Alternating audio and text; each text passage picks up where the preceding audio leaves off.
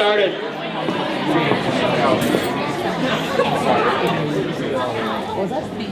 All right, so first off, I want to thank you all for coming.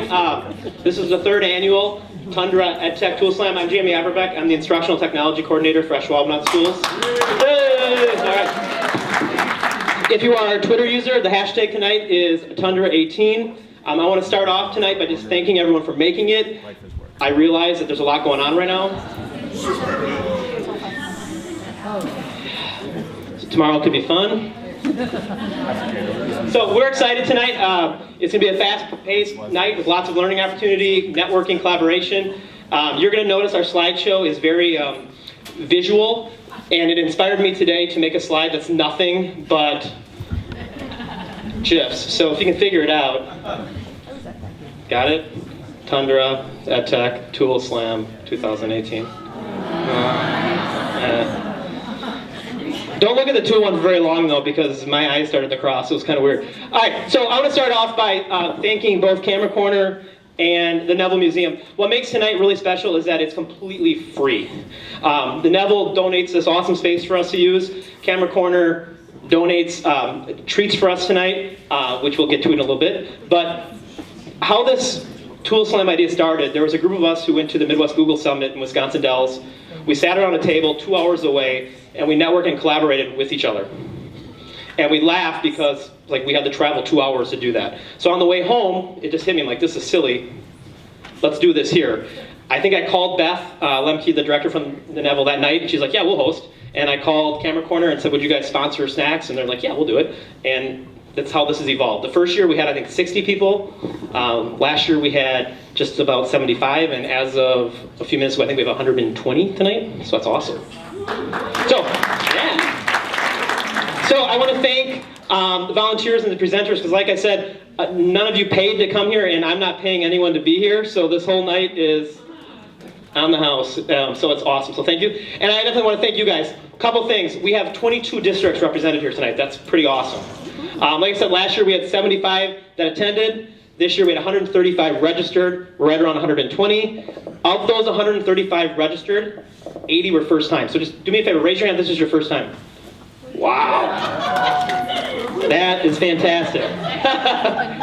All right. So, yeah, hold on. Who's been here all 3 years? Oh my goodness, that's kind of, yay! Randy, can you not remember, or? Shy. So, here's the format. It goes by super fast. We have 5 presenters. Each presenter gets 4 minutes. Sorry to turn the mic off. Normally I'm really quiet anyways. All right, so we have 5 presenters. All right, ish. I tend to move a lot if you guys haven't figured that out. All right, each presenter gets 4 minutes. It's going to go by really quick. We do that on purpose. They can get through their kind of power standard of their tool, get through that. And the nice thing for you guys, if the tool doesn't fit what you do, or you already know about it, or you're not sure if you're ever going to use it, just check out for 4 minutes and someone else will be up next. All right?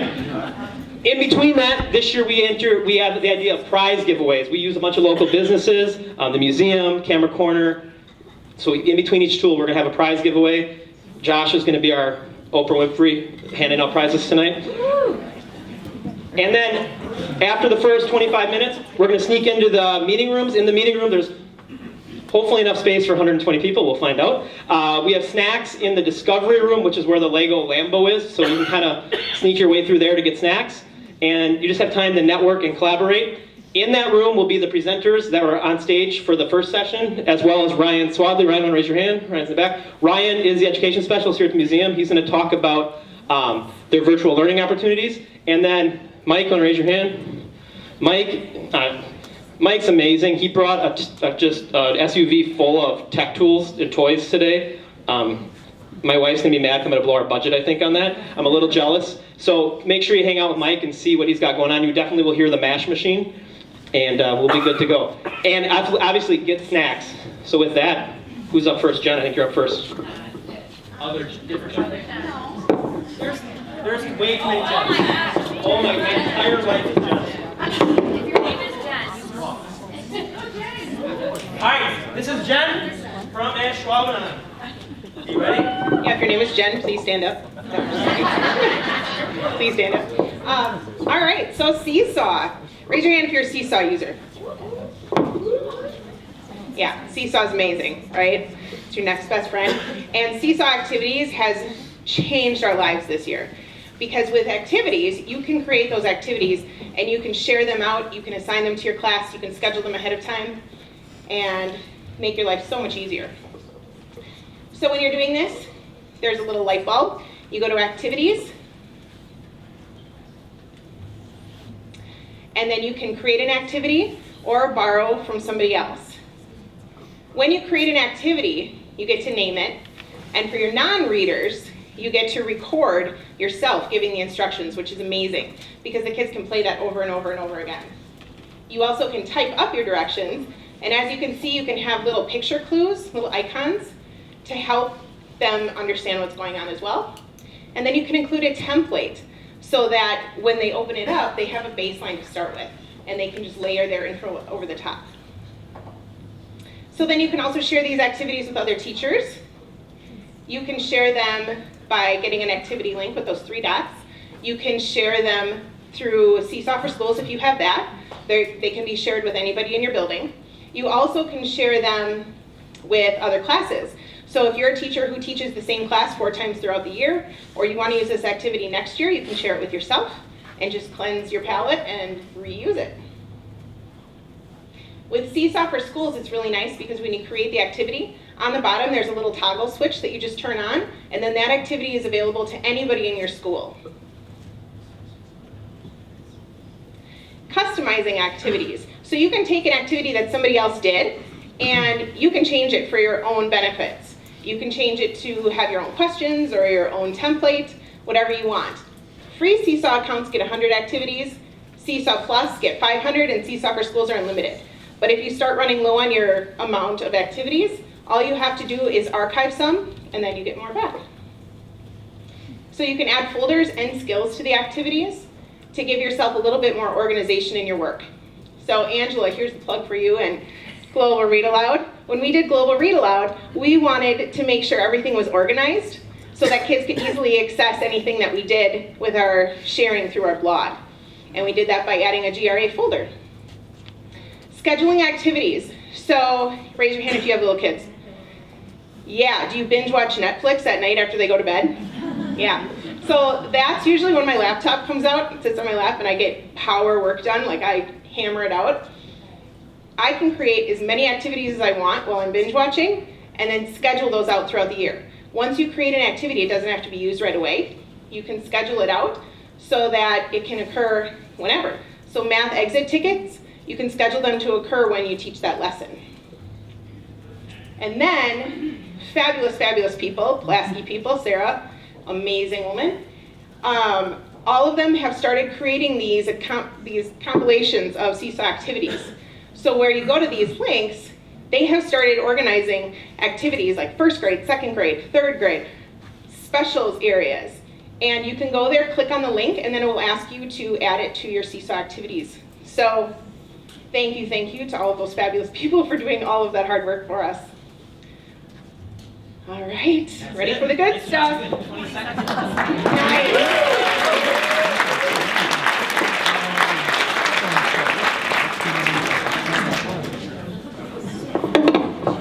All right. So as Jenna gets set up, we're after our first prize giveaway. We have Mark donated 25 wings and a picture of your choice. So, we're ready, Josh. All right, I'm sending the names. And it looks like Augie. Hey!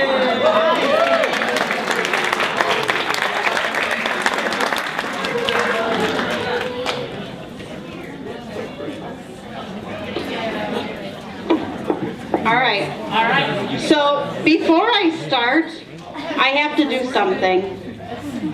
Because those of you who are close to me know the news, and those of you who have been with me for the past 15 years in this EdTech world, I'm going to miss seeing all of you. because I'm leaving for New York in 3 weeks. So I have a new job, so I'm gonna miss seeing you all at Slate and WEMTA and all the ed tech stuff we do. So I'm gonna get a quick selfie because this will be the last time I get to be with all my ed techies in Wisconsin. I guess I won't start the clock.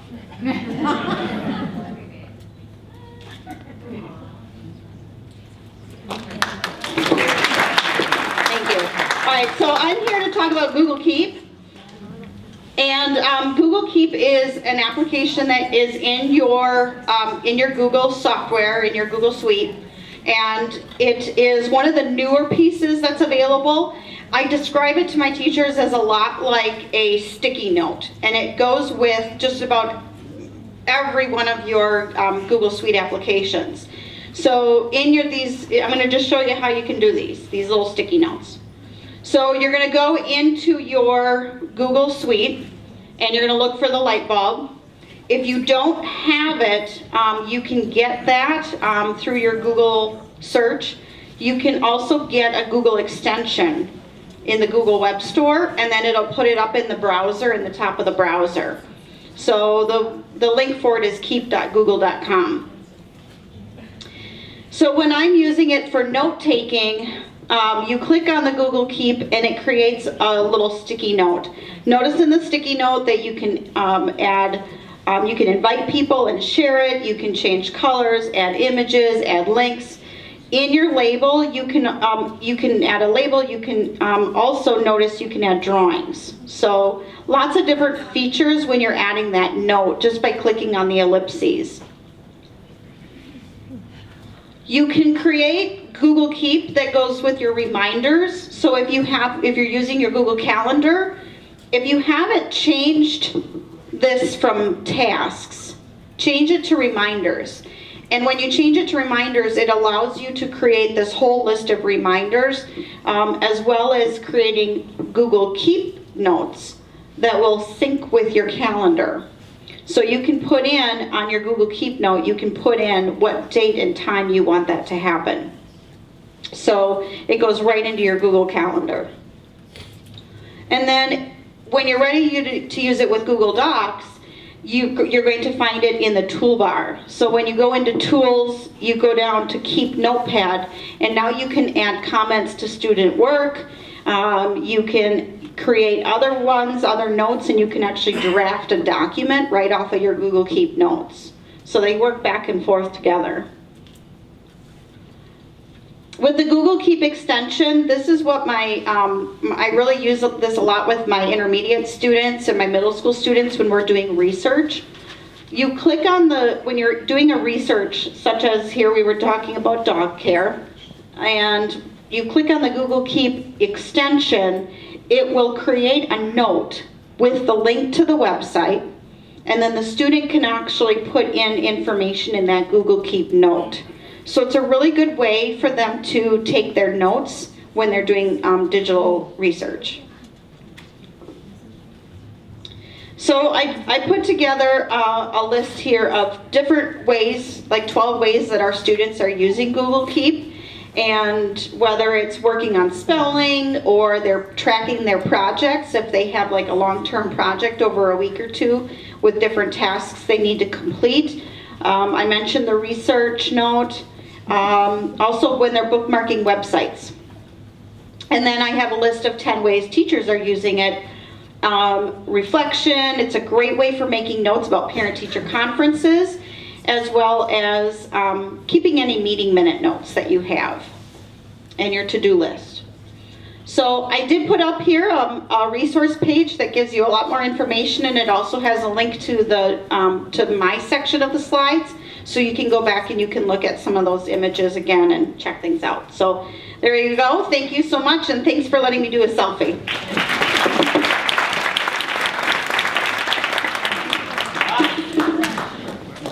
So our second prize giveaway is from the Ashwaubenon Bowling Alley. They donated 6 Cosmic Bowl and free admission, so we divided up into 2 prizes, so there'll be 2 lucky winners.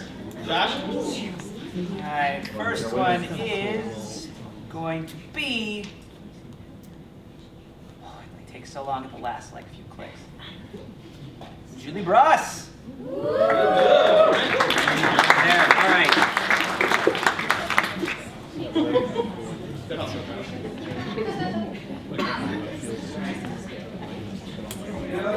the next winner is... Dale Hayden. All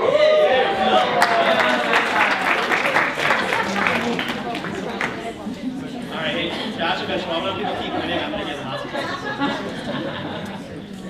All right, time for our next pool. Amanda, you're up. Right, I'm Amanda Couch. I'm at Denmark, and I'm going to talk about. We're representing tonight. We're kind of winning the audience contest, which is great. Nice work. So these are just two different ways to poll your students that go beyond the yes and no, and they give live results to your students. So I'm going to try something here where we're going to test out the internet. So if you want to pull out your phone or a device you have and go to menti.com and put in that 6-digit code, you can create, this is actually a GIF of myself creating one quickly, that you can create it really quickly at the end of class, something like that. So I have one ready for us to try if people can actually get to it. I'm hoping that it'll work. Is it working? Okay. So, and then what your students would see, where'd it go? Is it on this one? It's on the top. It's on the top of this too. So your students would see it like this. So it's always available to your students, and they'd be able to see that. And the beautiful thing, if you know Poll Everywhere, the next one I'm going to show you, you know that it has a limit of 40 responses for a free account, right? So that isn't super helpful in a room like this size. Mentimeter does not have a limit to responses. You can have 1,000 people. You could use it at a huge district event, and you could have people put in more than one thing. And there are many different things that you can have your end result of your poll be. This I just thought was kind of funny. So mostly we need to read directions. And then as you're going in the poll, if you want to go to another poll, you can, if you have one set up within that same code, you just hit the arrow and it takes you to the next one. This is a little bit more, this is just an example of what you could do like quickly at the end of class. And then the students would get a visual of their understanding of that topic, and you would get a visual. It does it nice and quick. The limitation of Mentimeter though is you only get 2 slides per code, so 2 polls per code with a free account. So it's good and bad. But there are lots of different options on it. And then the other one I was going to show you, it appears to be working, is Poll Everywhere. So, full screen. You can see on here you're going to go to a different place now. So you go to pollev.com and then put in Amanda Couch and those 3 numbers, and then you'll be able to respond. This one's going to respond into a word cloud, so it'll create like a crowdsourced word cloud. Now this one you have to be fast because I can only have 40 responses. So if you're not in the, so this is going to work better in your classroom because hopefully you don't have more than 40 students at one time. If you do, like my husband who's a band director, he's like, I can't use that, Amanda. And then I'm like, well, then you can use Mentimeter. And it will create a live word cloud as you go.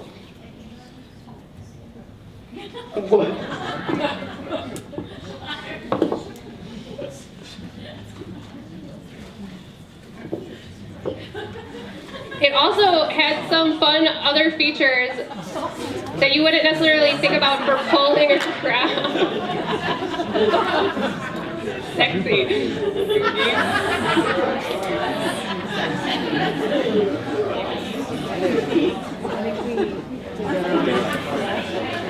How to get rid of names that are bad. On Poll Everywhere though, you can run more than one poll and you can keep running through the different polls. So you could put your own image in here and have them mark something on the image altogether. You can do, it pretty much does anything you can imagine. Oh, and I'm gonna run out of time. So that's what I got.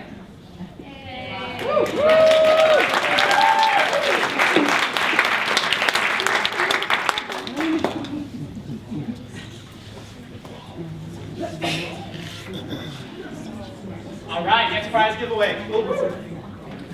Western Racket. This is an unbelievable prize. They get a free month membership, a gift card to Western, a free spa, a free smoothie, a Nike gym bag, and a shaker bottle. Awesome, right? You know, like if your shaker usually is on your bed right now.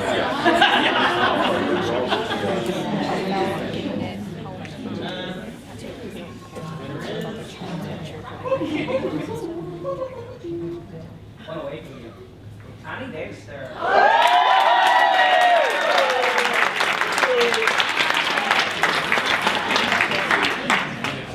Awesome. Yeah, I think so. All right, next up is Jessica, the Dog Lunch winner. So, my name is Jessica Jacobson, and I teach 6th grade science at Lombardi Middle School in Green Bay. And my Twitter handle is @TeachJacobson if you want to follow me. Raise your hand if you ever use Twitter. Anybody? Yay! Okay, good. So today, raise your hand if you use Twitter chats.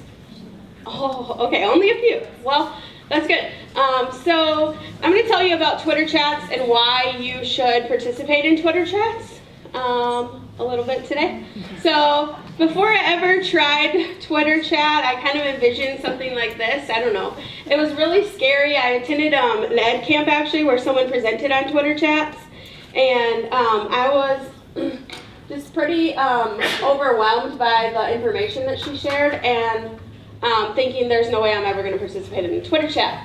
But then I have a good friend, Josh Gauthier, who does Patio PD, or used to do Patio PD, and so he made us try a Twitter chat at his house, and I learned that it was actually really easy. So the reason that I would say you should try a Twitter chat is basically it's just a platform that serves to connect and inspire teachers.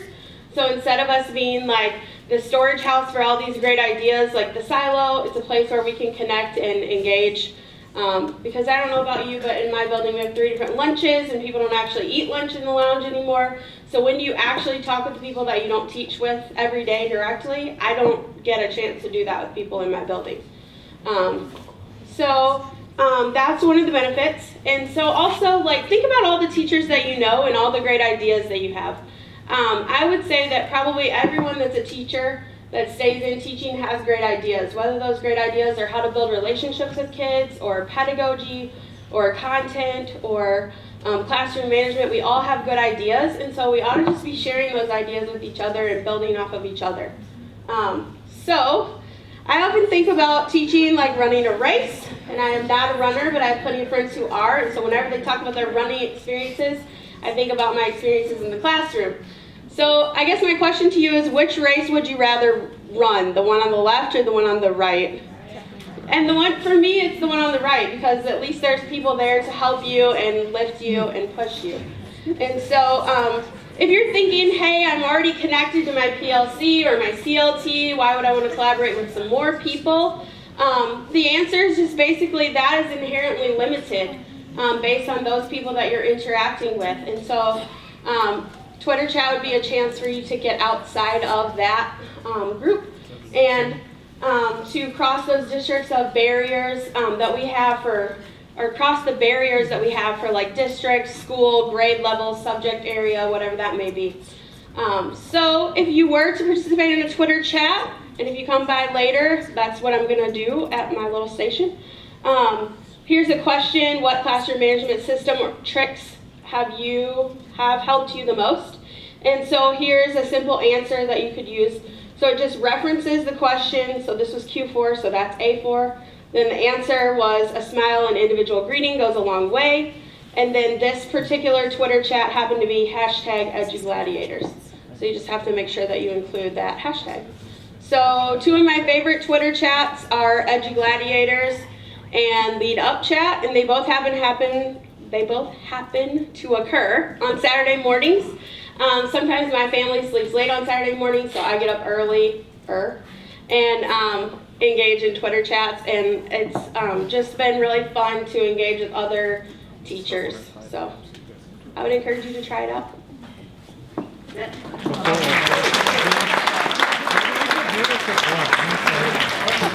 you ever staff meetings on this thing?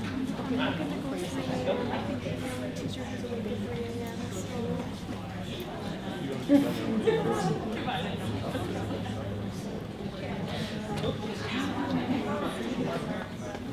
right, so this next prize giveaway is awesome, but it's time sensitive. So I have 2 free tickets to Recites Percussion. I believe they were on America's Got Talent. They're performing at the Schwalm PAC this Friday at 7:30. So if you can take the tickets, Josh will give you the prize. If you can't, just say so. We'll run it quick again, and you'll still be eligible for other prizes. All right, go ahead, Josh.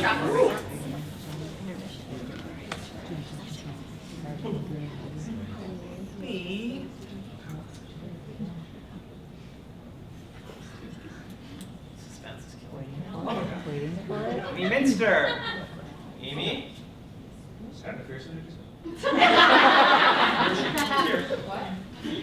Amy, all right, Amy. Did I say it right? Like the team? Can you use them? Sorry, not paying attention. Can you go Friday? Friday? This Friday? Yeah? Yeah, sure. Yeah, they're yours, all right. It's fine, she was busy on a Twitter channel.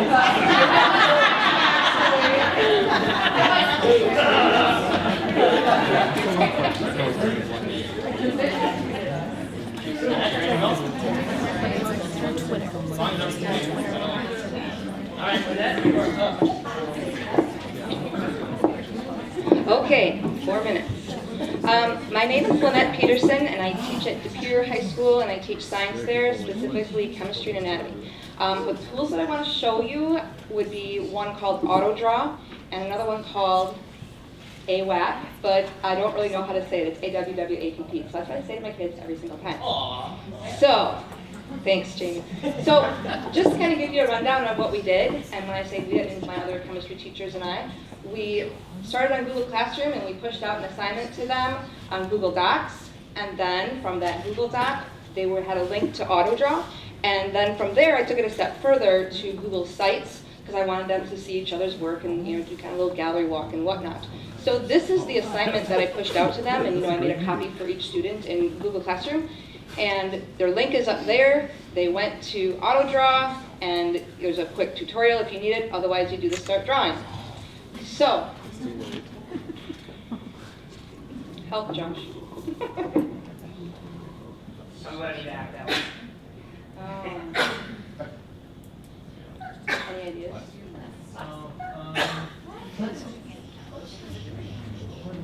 Uh-oh. Yeah, open up and you open it up. Topical.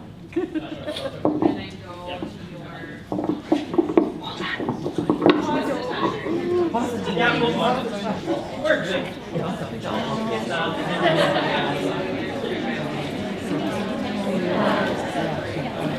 it's underwater.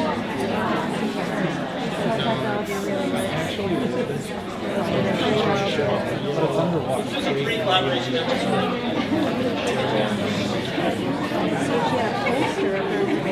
There you go.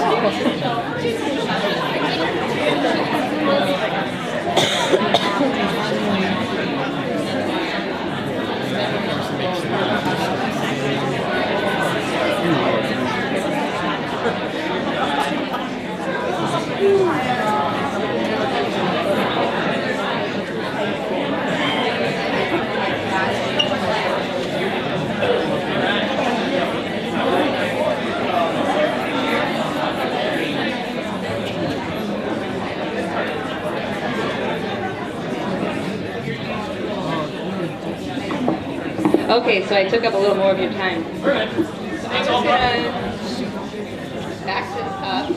So this is AutoDraw, and Josh was actually the one that showed this to me, and this is myself, Screencastify, drawing an Erlenmeyer flask, and you can click on different things up here, and it tries to figure out what you're trying to draw. And so let's just say that, I tried to draw an Erlenmeyer, maybe I was going to draw a beaker, and maybe I was trying to draw a lamp, I don't know. And then what kids can do is once they pick, whatever it is they're drawing, and I don't know, went crazy here and either added hair or an explosion. And then when they're done, they can click over here and go to download. And in this, for instance, it will download here and they can do a copy to clipboard. And then they go back to their assignment and they just inserted all of these in there. So the point of this was to actually have them draw out their vocabulary, so without really necessarily words. And then I wanted other kids to be able to see it in that class. So I made a Google site, and then I just went here to the drive.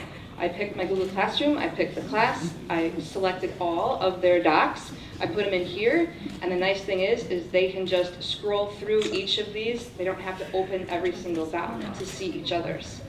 Okay, so real quick, the other thing that I did is I wanted kids to do more drawing, so since we were practicing it in class, I thought why not assess it on a Google form. So, oops, oh, I can do this. So this is the Google form. So all you have to do is change your short answer to a file upload, and then I just selected an image so that kids could just put an image in there. And then the student view looks like this. So I put their website in there. They went there, they did their drawing, and then they just click Add File. So this is the AWWAPP. So you can draw whatever you wish, and there's a couple different things you can do. You know, marker, pen, lines. You can add different shapes. You have the eraser. You have text. You can put images in here as well. So lots of things that you can do. This is just an example of when I have kids draw out some electron transfer diagrams. I know chemistry kind of geeky, but as soon as I get kind of drawing this. So, okay, 5 seconds left, and they're going to go here to export board, and then, moving right along, they can take that right off of their Chromebook, put it in there, done. So I'm going to take up a little more of your time, I'm really sorry. This is my first try at really embracing technology in the classroom, and I just think that it's really nerve-wracking and kind of embarrassing in front of kids sometimes, but you know, if you can't make an idiot in front of them, then you know, who are you, right? Because they see all of you. And then, so I look at it like this, you know, if you haven't made a mistake, then you didn't try anything new. And the kids are very, very good at kind of helping you along and being understanding. But I heard that we have some snacks, so what could be more important than a little something to eat?